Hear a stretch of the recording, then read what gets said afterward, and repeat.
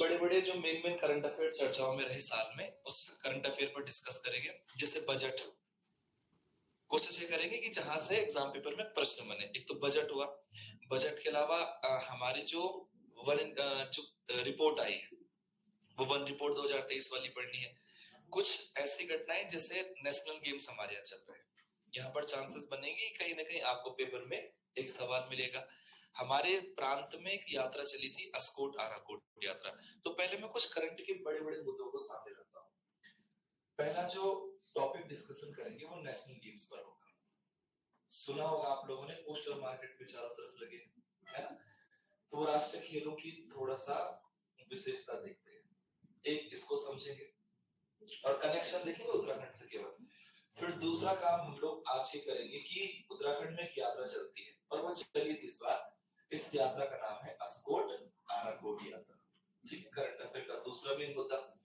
तीसरा जो main topic चलेगा, उत्तराखंड में कुछ सम्मान दिए जाते हैं, उसमें सर्वोच्च कैटेगरी का जो सम्मान है वो उत्तराखंड गौरव सम्मान रहेगा। तो उत्तराखंड गौरव सम्मान को हम थोड़ा सा समझने की कोशिश करेंगे कि 2024 में क्या हो रहा है। फिर हम लोग क्या करेंगे कि उत्तराखंड में इस बार का जो बजट आया है, इस बजट का प्रावधान कैसा कैसा था और बजट से एग्जाम पेपर में प्रश्न कैसे पूछे जा सकते हैं। फिर बजट को कवर करके आज जो मेनली हम लोगों ने डिस्कस करना है वो फॉरेस्ट से संबंधित एक रिपोर्ट है। रिपोर्ट हालांकि बेसिस है आपके 2023 के फॉरेस्ट के आंकड़ों पर, लेकिन इस बार जारी हुई थी 21 दिसंबर सन 2024 की तारीख को। तो उत्तराखंड का जो करंट अफेयर है, पहले इस बेसमेंट को मैं समझा देता हूँ। शुरुआत कर लेते हैं नेशनल गेम्स से। मेरे समझाने से पहले कुछ आप लोगों के सुझाव या कुछ विशेषताएं। हाँ, एक तो कब से कब तक चलेंगे? 28 जनवरी से शुरू होगा और 14 फरवरी तक चलेगा। और हाँ, इसका सीक्वेंस कौन सा वाला है? इसका सीक्वेंस है 38 नंबर का। और इसका शुभंकर क्या रखा गया है? मौली रखा गया है, ये हमने क्लास में भी देखा था। इसके अलावा इसका एक टैगलाइन दिया गया है, संकल्प से शिखर तक दिया गया है। और इसमें एक मशाल है, मशाल का भी नामकरण किया गया है। वो क्या नाम दिया गया है? तेजस्विनी। इंस्टाग्राम पर आपको आजकल दिख रहा होगा रील्स, सिर्फ वही देख रहे हो कि बासी रोटी की मखान। हाँ, कांचा क्या रामा। तो इंस्टाग्राम में अच्छी चीजें भी हैं। तो गीत आ रहे हैं पेपरों में, तो उस दिन तो बजरी पड़ेगी जिस दिन नहीं आएगा, पर चलो कोई नहीं। हाँ, और क्या इससे जुड़ा हुआ? एक सॉन्ग निकला है इसमें, थीम सॉन्ग। कौन सा? हल्ला धूम धड़ाका करके। चल, तो मैं इसके कुछ बेसमेंट बता लेता हूँ कि जो नेशनल गेम्स है, इस नेशनल गेम्स का कंसेप्ट क्या है। बात नहीं, अब पहले जो नेशनल गेम्स है इसकी पहले हिस्टोरिकल बैकग्राउंड समझ लेते हैं। और नेशनल गेम्स का बैकग्राउंड ये है कि हमने पहली बार नेशनल गेम्स का जो आयोजन किया था ना, वो शुरुआत हुई थी 1924 से। लेकिन 1924 में जब नेशनल गेम्स की शुरुआत हुई थी तो उनको कभी भी नेशनल गेम्स नहीं कहा जाता था। इस गेम के लिए हम पहले एक शब्द का प्रयोग करते थे, ऑल इंडिया ओलंपिक गेम्स के नाम से। और ये जो ऑल इंडिया ओलंपिक गेम्स है, ये फिर नाम चेंज करा आपने 1940 के लगभग। और जब 1940 में आपने इसका नाम चेंज करा तो एक सिंपल सा आंकड़ा आप ध्यान रखना कि 1940 के बाद हमने इस खेल को नेशनल गेम्स के नाम से पुकारना शुरू किया। जब हमने भारत को आजादी दिलाई, आजादी हमको मिली 1947 में, तो 1947 तक जो नेशनल गेम्स चलते थे वो कुछ ऐसे थे कि अंग्रेजों के अधीन होकर के खेले गए। लेकिन जब हम आजाद हुए तो हमने पहली बार जो नेशनल गेम्स आजादी के बाद चलाए थे वो 1948 की शुरुआत थी। देखो 1924 से स्टार्ट हुआ और जब 1924 में इस खेल की शुरुआत हुई थी तो पहले जो नेशनल गेम्स चलाए गए थे वो लाहौर में हुए थे। और मैंने कहा कि उस समय इन गेम्स को ऑल इंडिया ओलंपिक्स गेम्स के नाम से पुकारते थे। 1940 में पहुंचे तो हमने ऑल इंडिया ओलंपिक गेम का नाम नेशनल गेम्स रख दिया। और जब भारत आजाद हुआ तो आजादी के बाद पहली बार जब नेशनल गेम्स का आयोजन हुआ तो हमने इसका जो संचालन किया था वो करा था लखनऊ की बेट में।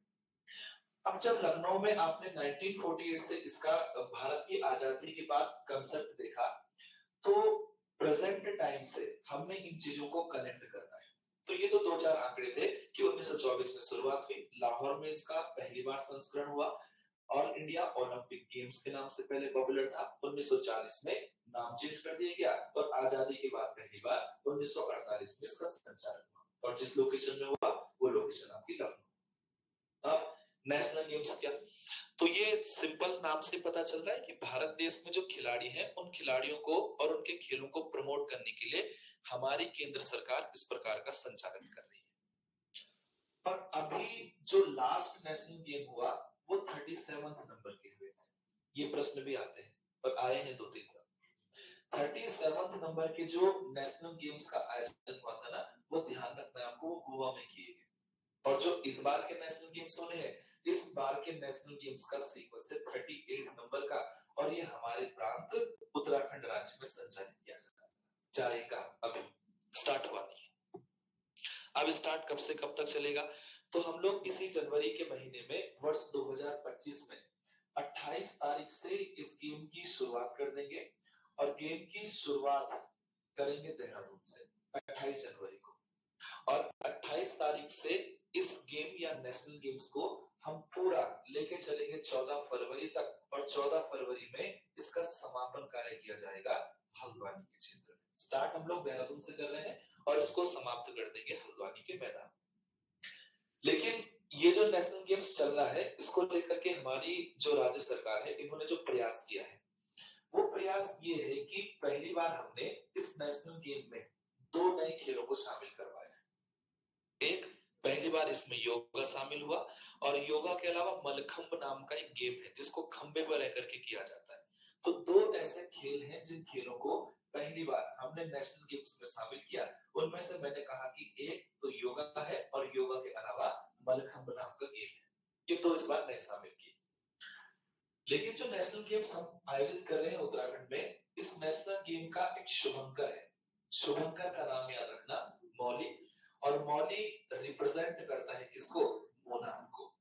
ठीक, ये मोनाल आपको दिख रहा होगा आजकल, है ना, मोनाल या मौली दिख रहा होगा। एक जिले से आजकल दूसरे जिले में भ्रमण कर रहा है और भ्रमण के साथ साथ जो वहां पर घूम रही है वो मसाल भी घूम रही है। मसाल जिस नाम से उत्तराखंड राज्य सरकार ने इसका नामकरण किया है, ये नामकरण क्या है, इस मसाल को नाम दिया गया है क्या, तेजस्विनी करके। तो मौली तो क्या है, इस बार के नेशनल गेम्स का शुभंकर बनाया गया, लेकिन तेजस्विनी क्या है, तो इस बार के नेशनल गेम में जो मसाल है, इस मसाल का नामकरण तेजस्विनी के नाम से। तो आंकड़े आपसे पूछे जाएंगे, किसी न किसी पेपर में टकराएगा ही टकराएगा क्वेश्चन। अगला, अब ये जो नेशनल गेम है, हमने क्या करा है कि इस नेशनल गेम को लेकर के एक टैगलाइन बना रखी है। ठीक, और इसी नेशनल गेम को लेकर के हमने क्या करा है कि एक थीम सॉन्ग भी तैयार किया है। थीम सॉन्ग को तैयार करने का श्रेय पांडवास की टीम को गया और पांडवास ने इसका जो थीम सॉन्ग बनाया ना, वो है आपका हल्ला धूम धड़ाका। शायद आप लोगों ने सुन भी लिया हो। तो हल्ला धूम धड़ाका क्या है, ये इस बार के नेशनल गेम का थीम सॉन्ग है। लेकिन जो टैगलाइन है, वो टैगलाइन इस बार क्या रखी गई है, टैगलाइन इस बार रखी गई है संकल्प से शिखर तक। तो संकल्प से शिखर, ये थोड़ा सा इंपॉर्टेंट रहेगा कि इस बार के नेशनल गेम का टैगलाइन क्या। तो संकल्प से शिखर इस बार की टैगलाइन है नेशनल गेम्स की। हल्ला धूम धड़ाका इसका थीम सॉन्ग तैयार किया गया है। मशाल जिसका नाम तेजस्विनी रखा गया है। आपने शुभंकर मौली बनाया है। योग मलखंब, 2 ऐसे खेल हैं जो पहली बार इस बार के नेशनल गेम्स में शामिल हुए। शुरुआत गेम्स की 28 जनवरी से होगी, 14 फरवरी तक चलेगी। शुरुआत देहरादून के मैदान से, राजीव गांधी इंटरनेशनल स्टेडियम से, और ये चलेगा कहां पर, हल्द्वानी के क्षेत्र में अंतिम तरीके से। उत्तराखंड में इस बार के 38 नंबर के हैं। 37वां गोवा में किया गया था। गोवा में जब हुआ था तो पहली रैंक किसकी थी, जब गोवा में नेशनल गेम्स हुए थे। हालांकि रेयर चांस है कि पूछा जाएगा इतना करीब जाकर के, लेकिन अब चांसेस ये जरूर रहेंगे कि 37वां पूछ ले कि 37वां कहां पर हुआ। बाकी मैंने एक बेसिक हिस्ट्री बताई कि 1924 से इसकी शुरुआत हुई। लाहौर में पहली बार गेम चले, ऑल इंडिया ओलंपिक गेम्स इनको कहते थे। 1940 में नाम चेंज हुआ और नेशनल गेम पड़ा। अब जब आजादी मिली भारत को, तो आजादी के बाद पहली बार 1948 में चले और ये चला था आपका कहां पर, लखनऊ में। बस इतने एग्जाम से जुड़े हुए जो फैक्ट है वो आपने नेशनल गेम से याद रखने। क्लियर है ना? दूसरे मुद्दे पर आता हूं। उत्तराखंड क्षेत्र में कुछ धार्मिक यात्राएं चलती हैं और कुछ ऐसी यात्राएं भी चलती हैं जो हमारे पर्यावरण में संतुलन बनाए रखने के उद्देश्य से आयोजित की जाती है। हालांकि आपके पास में इसको प्रॉपर तरीके से सिलेबस के हिसाब से भी पढ़ाऊंगा, लेकिन उससे पहले हम अस्कोट आराकोट को कनेक्ट करने की कोशिश करेंगे करंट अफेयर से। अस्कोट आराकोट का करंट अफेयर से क्या लिंक है फिलहाल, और प्रश्न पूछे जाने के चांसेस है। अब एक तो इसका हिस्टोरिकल बैकग्राउंड समझेंगे पहले कि अस्कोट आराकोट यात्रा है क्या, और ये जो दो नाम दिए गए ना, ये दो नाम है क्या एक्चुअली। तो जब हम पिथौरागढ़ जाते हैं तो पिथौरागढ़ में एक पड़ाव पड़ता है, इसका नाम है अस्कोट, और उत्तरकाशी में एक जगह पड़ती है, इसका नाम है आराकोट। क्लियर? तो अस्कोट से लेकर के, यानी जो सीमांत गांव है, इस अस्कोट से लेकर के और आराकोट तक के क्षेत्र का जो भी हिमालयन पार्ट है, इस हिमालयी पार्ट में जो पर्यावरण संतुलन या असंतुलन, जो भी चीजें चल रही है, उनको नोट करना है और पर्यावरण में किस तरीके से सामंजस्य बिठाया जाए उसकी एक रिपोर्ट तैयार करनी है। साथ ही साथ हिमालयी क्षेत्र में कुछ चीजें ऐसी हैं कि जो समाज के सामने अभी तक नहीं आ पाई, हम कोशिश करते हैं कि उन चीजों को सामने लाएं। तो इन सारे के सारे मुद्दों को लेकर के हम एक यात्रा का संचालन करते हैं, इसका नाम क्या है, अस्कोट आराकोट यात्रा है। ये है अस्कोट आराकोट यात्रा। और अगर उत्तराखंड में हर साल हम लोग 9 सितंबर को हिमालय दिवस मना रहे हैं, तो वो हिमालय दिवस मनाने का जो श्रेय जाता है वो भी आपकी अस्कोट आराकोट यात्रा को ही जाता है, इसके मेंबर्स को जाता है। अब हुआ क्या था, उत्तराखंड में एक व्यक्ति है जिस व्यक्ति का नाम है श्रीदेव सुमन। सुना है नाम? इनको क्या कहते हैं? इनको गढ़वाल का अभिमन्यु कहते हैं, श्रीदेव सुमन को। और हमने श्रीदेव सुमन की थोड़ा बहुत हिस्ट्री सुनी भी है और क्लास में भी थोड़ा बहुत जिक्र किया है। 84 दिनों की भूख हड़ताल करी थी और टिहरी राजशाही में 25 जुलाई सन 1944 को इनकी मृत्यु हुई। लेकिन जन्म की जब बात आती है तो 25 मई की तारीख को इनका जन्म हुआ। सन 1916 का समय काल था। चंबा में एक गांव पड़ता है जौलगांव। बचपन में आपके पास एक किताब आती थी व्यक्तित्व करके, तो उसमें ना श्रीदेव सुमन का जिक्र था कि इनके पिता हरिदत्त बडोनी थे, है ना, वैद थे। है वो किताब याद? था, चैप्टर था। अब 11वीं में था, 10वीं में था, 9वीं में था, 8वीं में था, लेकिन था 12वीं तक की क्लास में चैप्टर, हल्का हल्का मुझे याद है। अब ये जो श्रीदेव सुमन है, मैंने कहा कि इस श्रीदेव सुमन का जन्म हुआ था 25 मई की तारीख को 1916 में, और यात्रा हमने शुरू करी थी पहली बार 1974।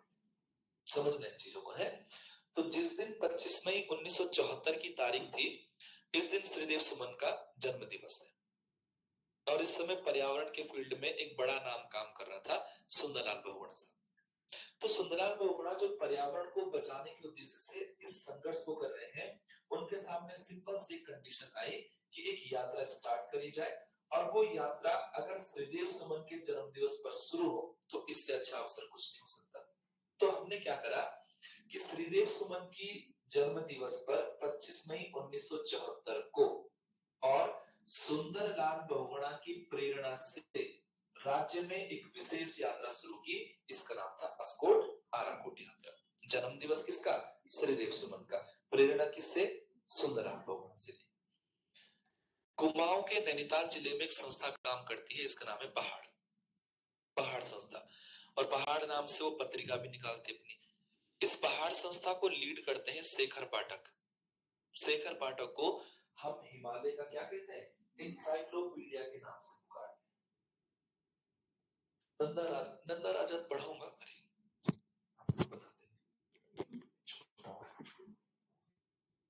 वहां से भी कमेंट्स ने देखना। तो मैंने कहा कि 25 मई की तारीख को वर्ष 1974 में सुंदरलाल बहुगुणा की प्रेरणा से हमने इस विशेष यात्रा की शुरुआत की। इसका नाम था अस्कोट आराकोट यात्रा। उद्देश्य मैंने आपको बता दिया, हिमालय का जो इकोसिस्टम है, इसके संतुलन असंतुलन में क्या चीजें चेंजेस आ रही हैं, जो चीज अभी तक समाज के सामने नहीं है उनको समाज के सामने लाना है। तो इन सारे मुद्दों पर हम लोग इस यात्रा का संचालन करते हैं, और संचालन करने का जो मुख्य काम होता है वो नैनीताल की पहाड़ नाम की संस्था द्वारा किया जाता है। लेकिन इस यात्रा को हम हर साल नहीं चलाते, यात्रा हर 10 साल में एक बार संचालित होती। अब हमने जब पहली बार यात्रा शुरू की थी ना, तो वो टाइम पीरियड चल रहा था 1974 का।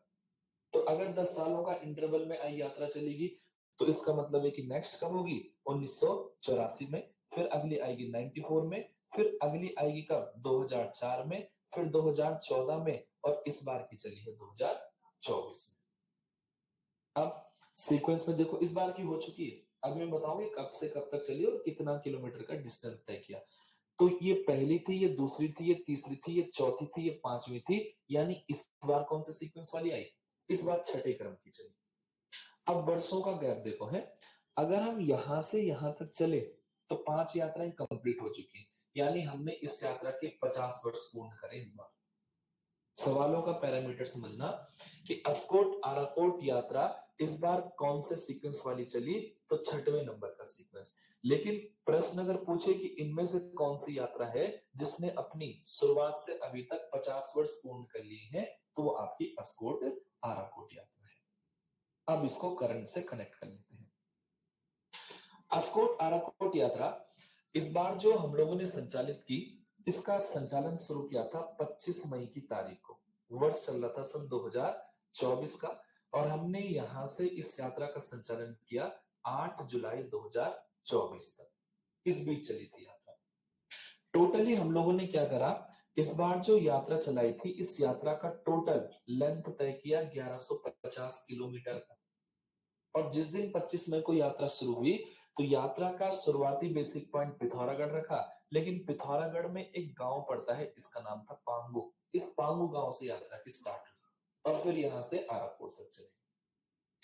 हमने ये जो यात्रा चलाई, इस यात्रा का इस बार जो थीम रखा, ये थोड़ा सा इंपॉर्टेंट रहेगा। इस यात्रा का जो थीम लाइन थी, वो थी आपकी स्रोत से संगम तक। देखो, टैगलाइन पूछी जाती है, थीम पूछी जाती है। अगर मैं थीम या टैगलाइन पूछूं नेशनल गेम्स की, तो संकल्प से शिखर है। और अस्कोट आराकोट की टैगलाइन इस बार की क्या है, तो स्रोत से संगम तक है। 1150 किलोमीटर हमने इस बार का डिस्टेंस तय किया है। जबकि पहली बार जब यात्रा चली थी ना 1974 में, तो लगभग 740 किलोमीटर का पड़ाव हम लोगों ने पार किया। कितने कितने अवधि में ये चलती है, तो ये चलती है 10 सालों के अंतराल में। पहाड़ नाम की संस्था चला रही है, संस्था को लीड कर रहे हैं शेखर पाठक, जिनको हिमालय का इंसाइक्लोपीडिया कहते हैं। तो ये करंट का जो मुद्दा है, ये अस्कोट आराकोट यात्रा से जुड़ा है। एक बार मैं रिकॉल कर लेता हूं, इनको भी कर लेते हैं नेशनल गेम्स वाली को, फिर मैं यहाँ पर दोबारा से आता हूँ। नेशनल गेम्स का कंसेप्ट हिस्ट्री से देखा, 1924 में शुरू हुआ लाहौर से। शुरू में नाम ऑल इंडिया ओलंपिक गेम था, फिर नाम चेंज हुआ 1940 में नेशनल गेम्स पड़ा। हमने आजादी जब ली तो 1948 में इसको पहली बार संचालित किया, और पड़ाव था कौन सा, लखनऊ का। इसके बाद हमने करंट से मैच किया, तो 37वां चलाया था गोवा में, 38वां हो रहा है उत्तराखंड में। 28 जनवरी से 14 फरवरी तक दोन में शुरुआत होगी, हल्द्वानी में समापन। योग मलखंभ 2 नए खेल शुरू होंगे। मौली या मोनाल इसका शुभंकर रखा गया है, जबकि तेजस्विनी क्या है, तो मसाल का नाम है। टैगलाइन इस बार की क्या, संकल्प से शिखर तक रहेगा। थीम सॉन्ग हल्ला धूम धड़ाका के नाम से है। तो इतनी चीजें याद रख लेना आप लोग।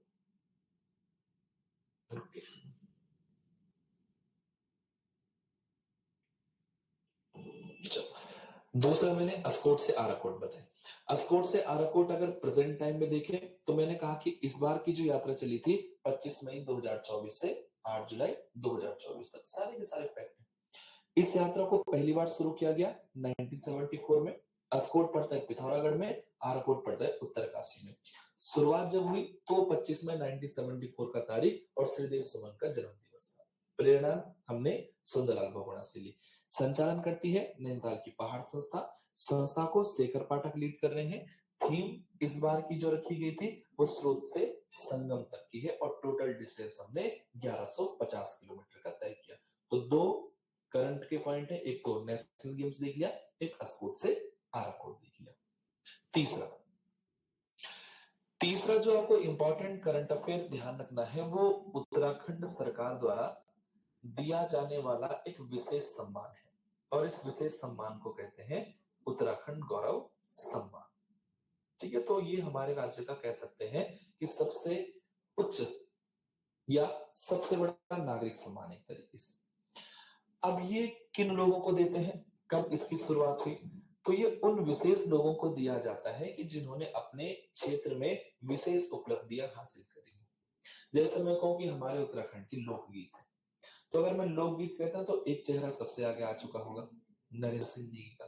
तो ऐसे कुछ हस्तियों को राज्य सरकार चूज कर रही है, हर साल चुन रही है और उनको सम्मानित किया जा रहा है। अगर मैं इस सम्मान की शुरुआत करूं तो हमने इस सम्मान की शुरुआत करी थी वर्ष 2021 में।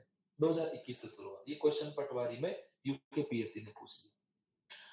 और अगर मैं इसको करंट सिचुएशन से कनेक्ट करूं तो करंट का कंसेप्ट ये है कि 2024 में ये सम्मान राज्य सरकार ने 5 लोगों को दिया। हालांकि जब से ये शुरू हुआ तब से राज्य सरकार 5-5 लोगों को चूज कर रही है और हर साल उनको राज्य स्थापना के दिवस पर ये सम्मान दे रही है। इस बार भी 5 थे। इस बार के थोड़ा सा महत्वपूर्ण, हालांकि महत्वपूर्ण 2021 के भी रहेंगे। जैसे नरेंद्र सिंह नेगी को पहली बार दिया गया था, यानी पहले वाले सम्मान में शामिल किया गया था। उस समय आपके रस्किन बॉन्ड को भी शामिल किया गया था, अनिल जोशी को भी शामिल किया गया था, बचेंद्री पाल को भी शामिल किया गया था। ये सब लोग वो हैं जिनको पहली बार मिला। लेकिन करंट है 2024 का।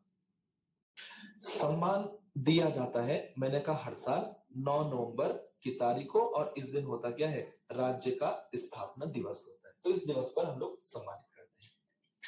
इस बार हमने जिन 5 लोगों का सिलेक्शन किया है, उन 5 लोगों में एक नाम है अनिल चौहान।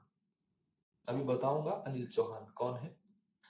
दूसरा जो हमने नाम चूज करा है, ये व्यक्ति है माता मंगला। एक नाम है माता मंगला। तीसरा एक नाम है हेमंत पांडे। एक नाम है कौन, हेमंत पांडे। हेमंत पांडे के अलावा एक नाम है हमारे पास प्रीतम भरतवाण, और एक नाम है जो सीएमआई हॉस्पिटल में न्यूरोलॉजिस्ट है। कौन है, डॉक्टर महेश कुड़िया। सीएमआई हॉस्पिटल में प्रेजेंट टाइम में कार्यरत है और राज्य सरकार ने इनको भी इस बार इस सम्मान से सम्मानित किया है। तो ये 5 चेहरे हैं जिनको 2024 का उत्तराखंड गौरव सम्मान मिला। क्वेश्चन बनते हैं, यहां से भी ध्यान रखना। अब ये लोग हैं कौन, तो कुड़ियाल साहब से स्टार्ट कर लेते हैं। तो मैंने कहा कि कुड़ियाल साहब का जो संबंध है ये मेडिकल फील्ड से है, और प्रेजेंट टाइम में मैंने कहा कि ये न्यूरोलॉजिस्ट के रूप में देहरादून के सीएमआई अस्पताल में कार्यरत है। तो एक तो इनका चयन किया गया है और इनको सम्मानित किया गया। दूसरा बड़ा नाम है इस लिस्ट में प्रीतम भरतवाण जी का। कई बार हम लोगों ने इन पर चर्चा करी है, जागर की फील्ड में अपना पूरा जीवन लगाया है, इसलिए इनको प्रीतम भरतवाण को जागर सम्राट कहा गया। 17 सितंबर को हर साल इनका बर्थडे आता है, तो हम उस दिन को क्या करते हैं, जागर संरक्षण दिवस के रूप में मनाते हैं। इन्होंने ऑलरेडी केंद्र सरकार से एक सर्वोच्च नागरिक सम्मान में पद्मश्री प्राप्त कर लिया है सन 2019 में। और ये अमेरिका में एक यूनिवर्सिटी पढ़ती है जिसका नाम है सिंसिनाटी यूनिवर्सिटी।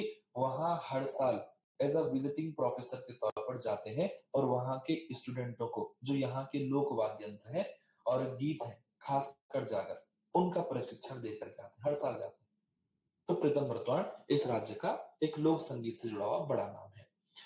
प्रीतम भरतवाण के अलावा एक तीसरा नाम इस लिस्ट में शामिल है, इनका नाम है हेमंत पांडे। शायद आपने हेमंत पांडे को देखा हो। हेमंत पांडे कलाकार है, देखा आपने इनको? हाँ, नाटक में है, फिल्मों में रहते हैं, कुमाऊनी गीत आते हैं। क्रिस मूवी आई थी, वो लालटेन लेकर के यूं खड़ा था जो बीच बीच में प्रियंका चोपड़ा को डराने की, यही है वो हेमंत पांडे, है ना। उत्तराखंड में एक फिल्म बनी है, ये सबसे महंगी, कौन सी फिल्म है?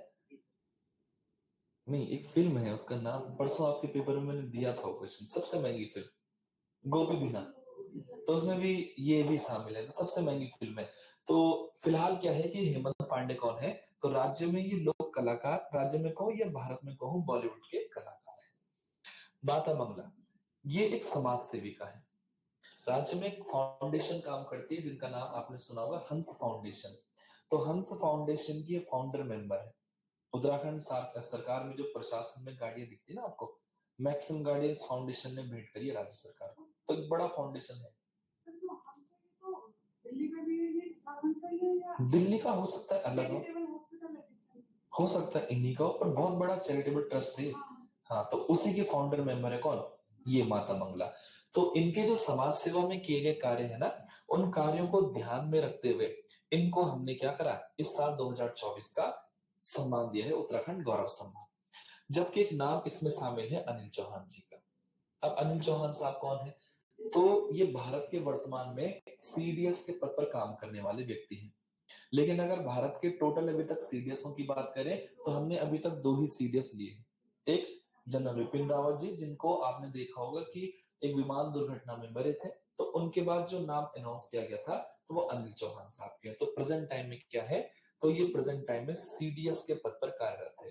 तो 5 वो लोग जिनको 2024 का उत्तराखंड गौरव सम्मान मिला है, अनिल चौहान, माता मंगला, हेमंत पांडे, प्रीतम भरद्वाज और महेश कुड़िया। पहले इतनी चीजें लिख लेते हैं, फिर आगे बढ़ेंगे। लिखो जरा,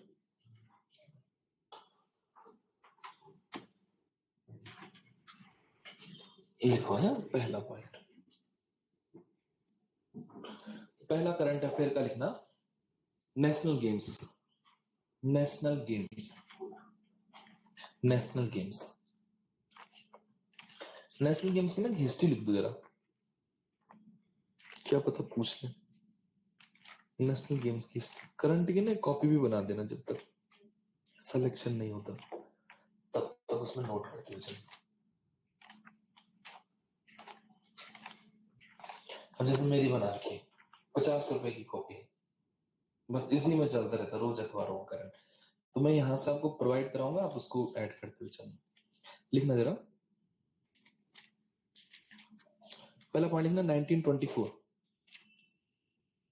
1924, 24 में लिखना इनकी शुरुआत हुई थी नेशनल गेम्स की। 24 में नेशनल गेम्स की शुरुआत की गई थी, लेकिन उस समय इसको क्या कहते थे, ऑल इंडिया ओलंपिक गेम्स। 24 में ये नाम जो था ऑल इंडिया ओलंपिक गेम्स था, और इसकी स्टार्टिंग हुई थी लाहौर से, ऑल इंडिया ओलंपिक गेम्स। तो अब लगा लो जरा, वो 1924 था, ये 2024 है। तो राज्य इस बात का भी इतिहास बन चुका है कि 100 साल कंप्लीट होने पर हमारे राज्य में ये स्टार्ट हुआ, यानी चला है इस बात। तो 100 साल हो चुके हैं पूरे। लिखो, all India Olympic games Lahore में स्टार्ट हुआ था। दूसरा पॉइंट लिखना, नाम परिवर्तन 1940 में, नाम परिवर्तन 1940 में, 1940 में इसका नाम परिवर्तन किया गया। आजादी के बाद पहली बार नेशनल गेम्स कहां हुई, लिखो लखनऊ। आजादी के बाद नेशनल गेम्स पहली बार हुए लखनऊ में। आजादी के बाद पहली बार नेशनल गेम्स हुए लखनऊ में, पहली बार लखनऊ में हुए। 37वें लिख दो, 37th नंबर के, 37th नंबर के नेशनल गेम्स ये हुए गोवा में। 37th नंबर के नेशनल गेम्स लिखना, गोवा में हुए थे, गोवा में। चलो अब इस बार वाले 38th उत्तराखंड में होंगे, 38th नंबर के नेशनल गेम्स उत्तराखंड में होंगे। लिखो जरा प्रारंभ तिथि और अंतिम तिथि, या डेट लिख सकते हो, लिखना 28 जनवरी से 14 फरवरी 2025, 28 जनवरी 2025 से 14 फरवरी 2025 तक चलेंगे। इस बार का जो शुभंकर है, शुभंकर का नाम लिखो मौली। जो शुभंकर रखा गया है यह है मौली। मौली मोनाल को रिप्रेजेंट करेगा, शुभंकर है मौली, मौली शुभंकर है। लिखना इसका टैग लाइन, टैग लाइन इस बार की क्या है नेशनल गेम्स की टैग लाइन, नंदा और आजाद के बारे में। टैग लाइन लिखना, संकल्प से शिखर तक, संकल्प से शिखर तक, हरे महाराज। अच्छा, संकल्प से शिखर तक। इसका थीम सॉन्ग लिख दो जरा। थीम सॉन्ग पांडवास ने क्रिएट करा है, हल्ला धूम धड़ाका। थीम सॉन्ग है हल्ला धूम धड़ाका, हल्ला धूम धड़ाका। ठीक है, तो शुभंकर भी हो गया, टैगलाइन भी होगी। मशाल का नाम लिख दो, तेजस्विनी। मसाल, मसाल का नाम लिखना तेजस्विनी, तेजस्विनी, तेजस्विनी। दो नए खेल जो ऐड हुए हैं वो लिखना, कौन कौन से हुए। दो नए गेम्स जो ऐड हुए हैं तो लिखना योग और मलखंब। ये दो नए गेम्स ऐड हुए इस बार, योग और मलखंब। मलखंब खंबे पर आप देखोगे खेल खेला जाता है, मलखंब। अगला बचा कुछ,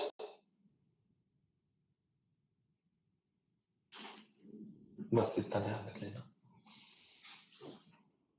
चलो अब बनाना जरा अस्कोट आराकोट यात्रा। नेशनल गेम्स में केवल इतना ही ध्यान रखना, फिर बोलना है कहां से बोलना है। एक बार मैं रिपीट कर लेता हूं, ये लिखा हुआ भी है सामने पर। शुभंकर है, मौली, तेजस्विनी मसाल है, टैगलाइन संकल्प से शिखर, थीम सॉन्ग हल्ला धूम धड़ाका, योग मलखंब नए गेम्स। चलो अब लिखो अस्कोट आराकोट यात्रा। अस्कोट आराकोट यात्रा, पहले तो इसका हिस्टोरिकल बैकग्राउंड लिख लो, फिर करंट से जोड़ेंगे इसको। अस्कोट आराकोट लिखना प्रारंभ, कब प्रारंभ हुई थी। प्रारंभ हुई थी 25 मई 1974। 25 मई 1974, 25 मई 1974 से स्टार्ट हुई। लिख देना कि किस कंडीशन में हुई, तो लिखो श्रीदेव सुमन की जन्म तिथि, कौमा श्रीदेव सुमन की जन्म तिथि, कौमा कौमा सुंदरलाल बहुगुणा की प्रेरणा से शुरुआत हुई थी। ठीक है, वह सुंदरलाल बहुगुणा की प्रेरणा से, सुंदरलाल बहुगुणा की प्रेरणा से, सुंदरलाल बहुगुणा की प्रेरणा से स्टार्ट हुआ था। मसाल का वेट भी है, आप देख लेना उजर एक बार। कहां कहां पर होंगे, 7 शहरों में होंगे वैसे। लिखो जरा अस्कोट से आराकोट। ठीक है, तो स्टार्ट हो गया ये। अब अवधि लिखना कि कितने टाइम पीरियड में होती है, तो अवधि है प्रति 10 वर्षों में, प्रति 10 वर्षों में, प्रति 10 वर्षों में होगा इसका, होता है इसका आयोजन प्रति 10 वर्षों में, प्रति 10 वर्षों में। अगला लिखो सीक्वेंस में लिख देना जरा, पॉइंट नंबर नेक्स्ट। यह जो अभी 2024 वाली हुई थी,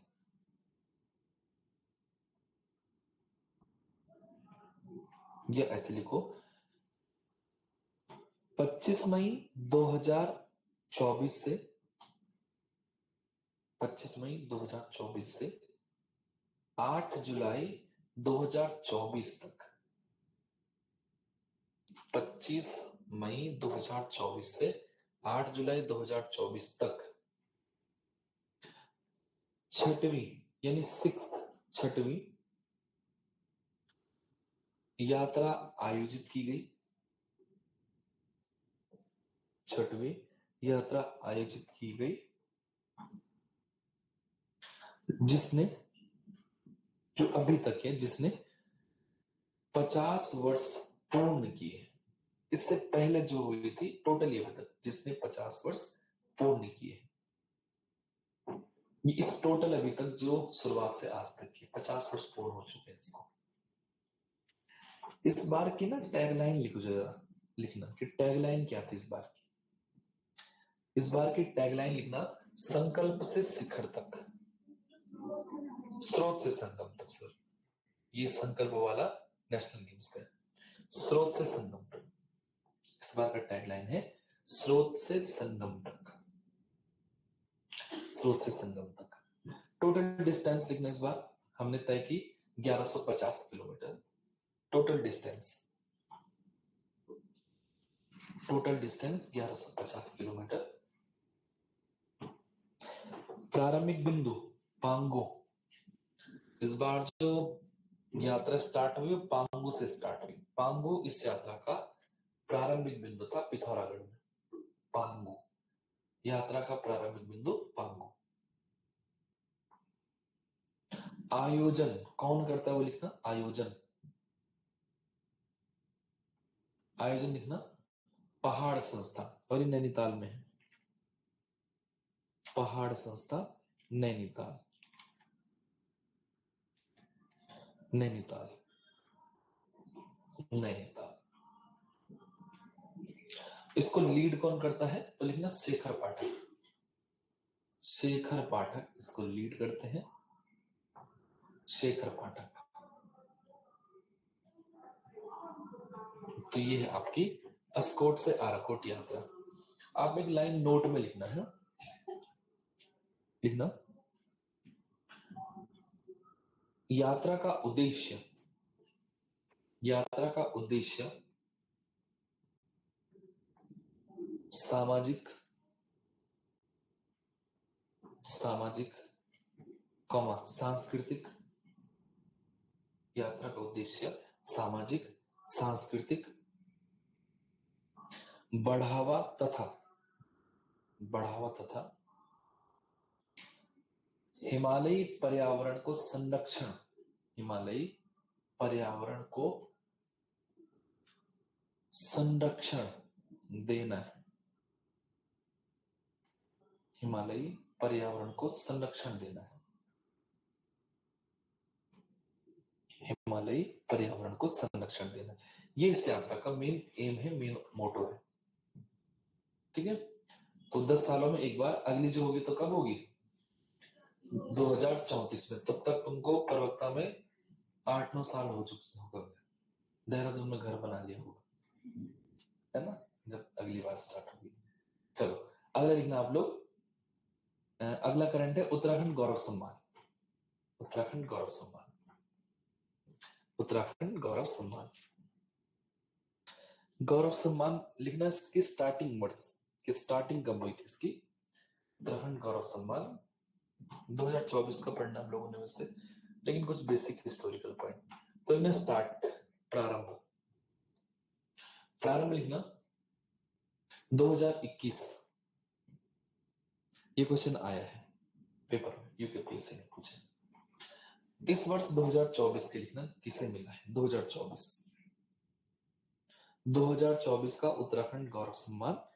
टोटल लोग हैं 5 लोग। 2024 का उत्तराखंड गौरव सम्मान 5 लोगों को मिला। पहला नाम लिखना आप लोग अनिल चौहान, बड़ा नाम है अनिल चौहान। सीडीएस का काम क्या है वैसे, तीनों सेनाओं का कमांडर, संवैधानिक कमांडर, फिर राष्ट्रपति। ठीक है, लिखो जरा अनिल चौहान, डैश करते लिखना सीडीएस, वर्तमान में सीडीएस है, सीडीएस है वर्तमान में। और सीडीएस भी सेकंड नंबर के हैं, पहले विपिन रावत सर थे सीडीएस। चलो अगला नाम लिखना माता मंगला, माता मंगला, माता मंगला। माता मंगला में लिखना समाज सेविका,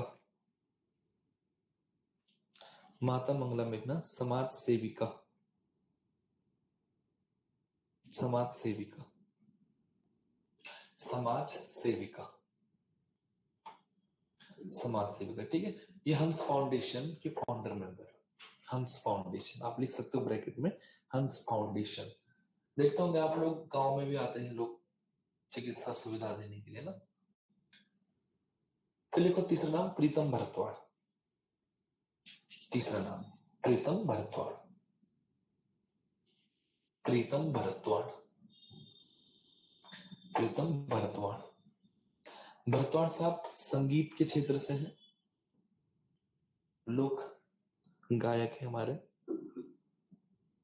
संगीत के क्षेत्र से है। ठीक है, ये क्वेश्चन पिछली बार ऐसा आया था पप्पू कार्की का, कि पप्पू कार्की का संबंध बताइए। 4 ऑप्शन थे तो उसमें संगीत ऑप्शन दिया हुआ था। ठीक है, चलो अगला नाम लिखना, महेश कुड़ियाल, डॉक्टर महेश कुड़ियाल, डॉक्टर महेश कुड़ियाल। तो ये न्यूरो सर्जन है, इस समय चिकित्सा के फील्ड से है।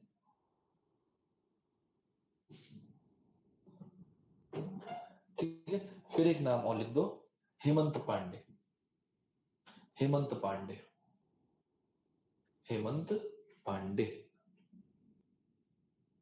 हेमंत पांडे। तो ये हेमंत पांडे कलाकार हैं, राज्य स्तर के भी हैं, राष्ट्रीय स्तर के भी हैं। चलो अगला लिखना, वन रिपोर्ट 2023, वन रिपोर्ट 2023,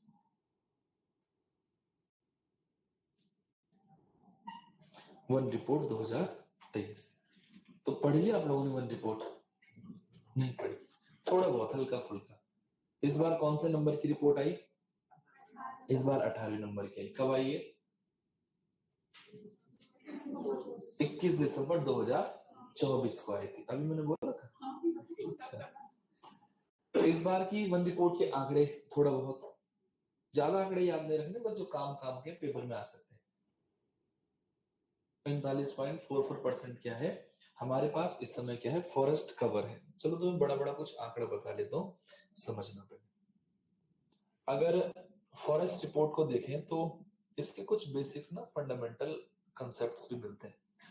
अब ये जो फॉरेस्ट रिपोर्ट है, एक तो ये ध्यान रखना कि इस रिपोर्ट को हर साल जारी नहीं करते, हर 2 साल में एक बार जारी की जाती है वनों की रिपोर्ट। और जो इसको प्रकाशित करता है ना, वो संस्था आपको ध्यान रखना है एफएसआई है, फॉरेस्ट सर्वे ऑफ इंडिया है। और जो फॉरेस्ट सर्वे ऑफ इंडिया है, ये काम करना शुरू करा था 1981 से, और हमने इसका जो हेडक्वार्टर रखा है वो हेडक्वार्टर हमारे देहरादून में।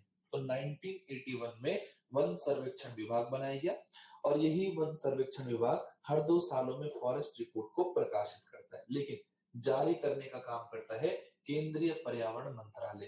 अंतर है दोनों में। एक तो मैंने कहा कि प्रकाशित कौन करता है, तो प्रकाशित करता है एफएसआई, लेकिन जारी करने का जो काम करता है ये केंद्रीय पर्यावरण मंत्रालय का काम है। तो ये बेसिक अंतर है। हम क्या करते हैं कि जब हर 2 साल में फॉरेस्ट रिपोर्ट को जारी करते हैं, तो हमने इससे पहली जो वन रिपोर्ट जारी करी थी वो जारी हुई थी 2021 में, और 21 वाली जो रिपोर्ट थी इसका सीक्वेंस अगर देखें तो 17वें नंबर की रिपोर्ट। तो नॉर्मल सी बात है कि अगर इस बार 21 दिसंबर को रिपोर्ट आई होगी 2024 में, तो इसका सीक्वेंस कौन सा रहा होगा? तो ये 18वें नंबर की रिपोर्ट नहीं है। अब रिपोर्ट में आंकड़े जो याद करने लायक है उनको समझना है। रिपोर्ट क्या कहती है कि उत्तराखंड के इस प्रांत में जो टोटल एरिया है, वो टोटल एरिया है 53,483 स्क्वायर किलोमीटर का। ये टोटली हमारे यहाँ क्षेत्रफल है राज्य का। और इस टोटल एरिया में से 24,303.83 स्क्वायर किलोमीटर की जो रेंज है, इस रेंज पर उत्तराखंड में फॉरेस्ट काम कर रहा है। कितने? 24,303 स्क्वायर किलोमीटर की रेंज में फॉरेस्ट है। ये 21 दिसंबर की रिपोर्ट है, अभी लेटेस्ट, अभी 1 महीना नहीं हुआ।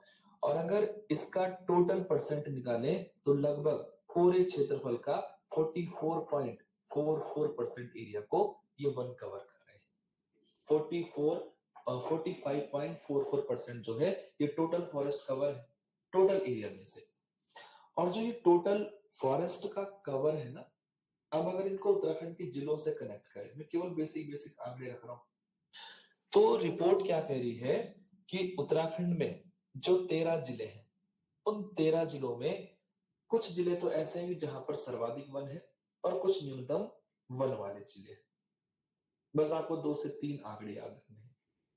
पहला आपको यह ध्यान रखना है कि अगर सर्वाधिक वनावरण वाले फॉरेस्ट है, तो सर्वाधिक फॉरेस्ट मिलते हैं कहां पर?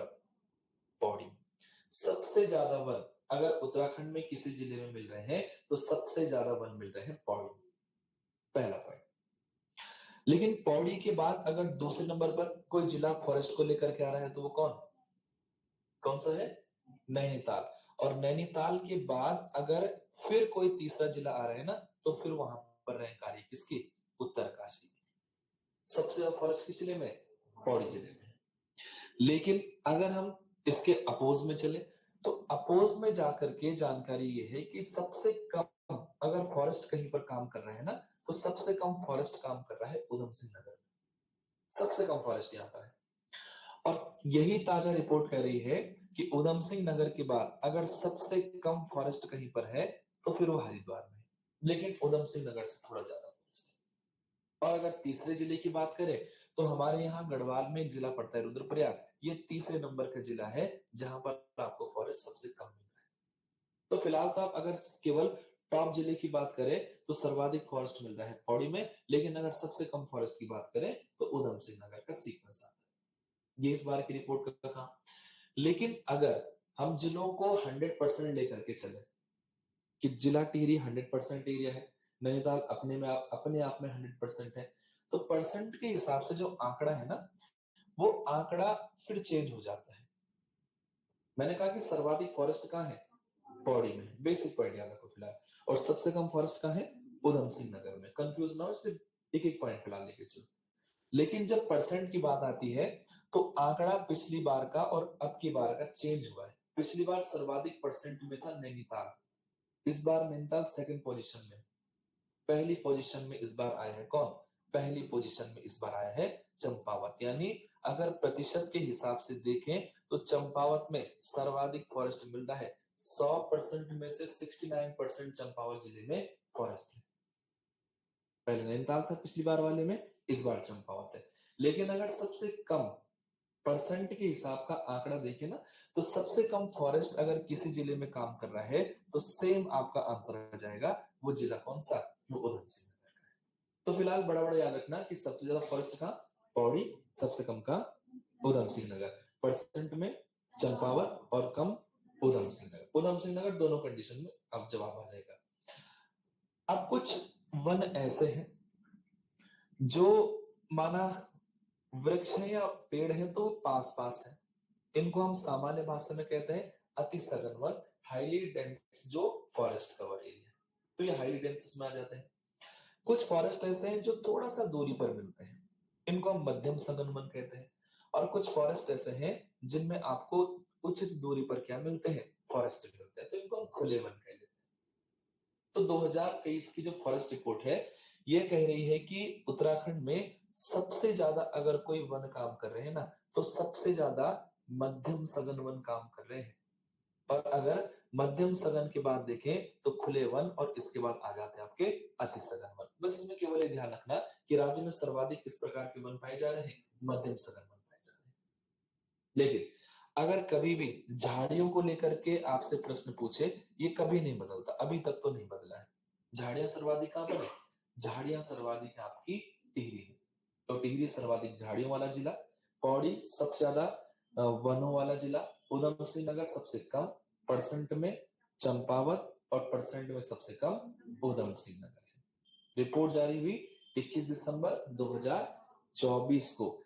टोटल 24,303 स्क्वायर किलोमीटर की जो रेंज है इसमें फॉरेस्ट काम कर रहा है। और ये टोटल उत्तराखंड का परसेंट अगर देखें तो 45.44% एरिया पर फॉरेस्ट बता रहा है। ये रिपोर्ट थी 2023 वाली, जारी इस बार की गई है। हो जाएगा इतना। मैंने केवल बड़े बड़े आंकड़े बताए कि जो आपको आसानी से याद हो सके, बाकी मैं लिखाऊंगा ब्रीफली इसको। अब आ जाते हैं थोड़ा सा बजट पर कि बजट का प्रावधान कैसा है। बोर तो नहीं हो रहे? पक्का नींद तो नहीं आई? तो अभी ऑर्डर करवा दो नीचे बुद्धि भाई की दुकान में चाय। पर किसके नाम से ऑर्डर कराऊंगा वो सवाल है। मेरे नाम से लिखो, तब तो मत ही भी हो जाए। मैं तो पीछे जाता हूँ, पीछे बना दे दो। लिखो जरा, वन रिपोर्ट पर लिख दो, फिर बजट पर आते हैं। कौन सा? अच्छा हाँ। लिखो जरा, वन रिपोर्ट 2023। 2023 रिपोर्ट 2023 की है, पब्लिश इस बार हुई 24 में। लिखना। पहला पॉइंट लिखो, जारी करता, रिपोर्ट जारी कौन करता है? जारी करता केंद्रीय पर्यावरण मंत्रालय, केंद्रीय पर्यावरण मंत्रालय, केंद्रीय पर्यावरण मंत्रालय ये जारी करता है। ठीक, केंद्रीय पर्यावरण मंत्रालय। लिखना प्रकाशन कौन करता है? Forest survey of India, FSI, FSI, FSI, FSI. फिर अगला लिखना, अच्छा एफएसआई में लिखना जरा कि एफएसआई में ये ना आगे पीछे हो गए थोड़ा, उत्तरकाशी सेकंड पर, ये थर्ड पर, सही कर देंगे इसको। लिखना ये एफएसआई कब बना था? तो 1981 में बना था। एफएसआई 1981 में बना और इसका हेडक्वार्टर है देहरादून। हेडक्वार्टर इसका देहरादून में, हेडक्वार्टर है देहरादून में। 1981, 1981 हेडक्वार्टर देहरादून। अब ड्यूरेशन लिख दो कि कितने साल में ये रिपोर्ट निकाली जाती है, तो 2 सालों में एक बार निकलती है रिपोर्ट, 2 सालों में एक बार। अब इस बार कब जारी हुई वो डेट लिख दो, इस बार की जो रिपोर्ट आई है उसको जारी करने की डेट लिख दो, 21 दिसंबर 2024 को। इस बार की रिपोर्ट जो है वो 21 दिसंबर 2024 को जारी हुई। अब रिपोर्ट का सीक्वेंस भी लिख दो, 18वां है, 18th नंबर की रिपोर्ट है, 18वें नंबर की। लिखना जरा, राज्य का क्षेत्रफल लिख दो पहले, राज्य का क्षेत्रफल। जितने पॉइंट्स में लिखवा रहा हूं उनमें उनको याद करना ही करना है, फिर आपको समय मिलेगा तो थोड़ा सा और डीप चले जाना। ठीक है, लिखना क्षेत्रफल कितना है? 53,483 स्क्वायर किलोमीटर में, ये हमारे यहाँ का एरिया। अब इसमें भी फॉरेस्ट कितने पर है तो वो लिख दो, 24,303 स्क्वायर किलोमीटर, इतने रेंज पर फॉरेस्ट काम कर रहा है। ये आंकड़ा यहाँ पर लिखा हुआ 24,303 स्क्वायर किलोमीटर, इतने पर फॉरेस्ट है। मोस्ट इंपॉर्टेंट है, हो सकता है कि क्वेश्चन फंस जाए, एक किसी न किसी पेपर में फंसेगा, या तो लोअर में फंस जाएगा या तो प्रवक्ता में फंस जाएगा, लेकिन फंसेगा जरूर डेफिनेटली। 24,303 square kilometre. और ये भी बता दो कि क्वेश्चन क्या बनेगा, क्वेश्चन बनेगा छोटे से बड़े की ओर सजाओ या बड़े से छोटे की ओर सजाओ, आयोग ये करता है। वन लाइन में बहुत ही रियल। लिखो जरा, ये टोटल परसेंट लिखना कितना बन रहा है? 45.44% है, 45.44%। टोटल एरिया का जो उत्तराखंड है उसका 45.44% फॉरेस्ट कवर कर रहा है। ठीक है, चलो अब लिखिए जरा, अति सघन वन, जो वनों के टाइप है ना उसमें लिखना था, इनको यहीं पर निपटा देते हैं। अति सघन वन, अति सघन वन, इसमें डैश करते लिखना 9.85%, 9.85%। मध्यम सघन वन 23.40%, 23.40%। खुले वन, खुले वन 12.19%, 12.19%, ये खुले वन है। अब लिखो सर्वाधिक वन आवरण वाले जिले, जहां पर सर्वाधिक फॉरेस्ट कवर है। ठीक है, सर्वाधिक फॉरेस्ट कवर वाले जिले, तो 4 जिलों को लिख ही लेते हैं, 4 जिलों को, इसको बस थोड़ा सा आगे पीछे कर देना, उत्तरकाशी नैनीताल। सर्वाधिक फॉरेस्ट कवर वाले को करना, पहला नाम लिखना पौड़ी, फिर लिखना उत्तरकाशी, फिर नैनीताल और चमोली, यहां से पकड़ेगा आयोग, फिर नैनीताल और तब चमोली। ये 4 बड़े जिले हैं जहां पर सबसे ज्यादा फॉरेस्ट काम कर रहे हैं इस समय। न्यूनतम वाले तो 4, न्यूनतम जहां पर सबसे कम फॉरेस्ट कवर रेंज है? पहला चमोली, पहला है पौड़ी, फिर उत्तरकाशी, फिर नैनीताल, फिर चमोली। अब न्यूनतम फॉरेस्ट कवर सबसे पहला कौन सा? उधम सिंह नगर, ठीक है। फिर हरिद्वार, फिर हरिद्वार, फिर रुद्रप्रयाग, रुद्रप्रयाग, और फिर चंपावत। चार जहां पर सबसे कम है, तो उनमें भी सबसे कम उधम सिंह नगर में, फिर चंपावत। पर परसेंट में चंपावत में सबसे ज्यादा है, छोटा सा तो जिला है ना। फिर लिखो जरा प्रतिशत के हिसाब से सर्वाधिक बार, परसेंट के बिहार पर। चंपावत का क्षेत्रफल कितना है? 1766। लिखो जरा परसेंट के हिसाब से सर्वाधिक वन। तो चार जिले लिख दो, चंपावत, नैनीताल, पौड़ी और टिहरी। चंपावत, नैनीताल, पौड़ी और टिहरी। चंपावत, नैनीताल, पौड़ी और टिहरी, ये परसेंट के हिसाब से सबसे ज्यादा वाले हैं। न्यूनतम वाले लिख दो, न्यूनतम उधम सिंह नगर, उधम सिंह नगर, हरिद्वार, हरिद्वार, पिथौरागढ़ और चमोली, पिथौरागढ़ और चमोली, ये परसेंट के हिसाब से सबसे कम है। सर्वाधिक झाड़ियां लिख दो, सर्वाधिक झाड़ियां हैं आपकी टिहरी जिले में,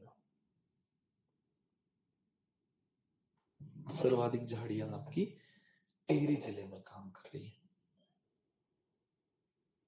सर्वाधिक झाड़ियां हैं टिहरी में, सर्वाधिक झाड़ियां हैं टिहरी में, ठीक है। अब हेडिंग डालना उत्तराखंड बजट 2024-2025। उत्तराखंड बजट 2024-2025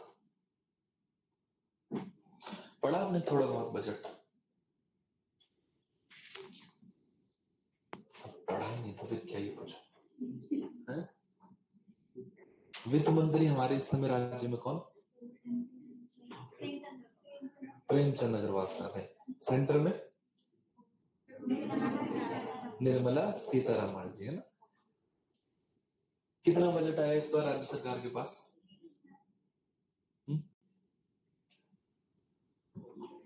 कुछ कितना आया है? और 90,230 करोड़ का बजट है। किसमें? 69% चंपावत का बजट। मैंने कहा उत्तराखंड का कितना है? 89,230 करोड़। और ये बजट इस बार आया है ना, जो अभी मैं बड़ा बड़ा बता रहा हूँ, बाकी तो नेक्स्ट लेक्चर में करेंगे। तो ये बजट कब से कब तक के लिए है? ये 2024 से 2025 के फरवरी महीने तक है। क्यों? क्योंकि हमने इससे पहले वाला बजट ये जो जारी किया था ना, ये 27 फरवरी को किया था 2024 में। इससे पहले वाला बजट था 77,403 करोड़ का। इसको इससे कंपैरिजन करोगे तो लगभग 15.27% ज्यादा बजट आया था इस बार। इस बजट से 2-3 प्रश्न पूछे जाने के चांसेस है। एक तो आर्थिक समीक्षा पर प्रश्न बन सकते हैं कि राज्य की जो अर्थव्यवस्था है, इस अर्थव्यवस्था में कौन से क्षेत्र का सर्वाधिक योगदान है। तो मैं एक चीज याद रख लेना कि अगर इंडिया पर पूछे तो हमेशा फिलहाल जो कंडीशन है, तो तीसरा तृतीय क्षेत्र का सर्वाधिक योगदान। अगर बाय चांस किसी का पेपर है आने वाला कनिष्ठ वगैरह, तो अगर उसमें पूछे कि उत्तराखंड की अर्थव्यवस्था में किसका सर्वाधिक योगदान है, तो सेकेंडरी क्षेत्र का है। लगभग 46% योगदान सेकेंडरी का है, 43% योगदान टर्सरी का है और 9.99% योगदान प्राइमरी सेक्टर का है। पर इस बजट को मैं अगले लेक्चर में पढ़ाऊंगा, ठीक है।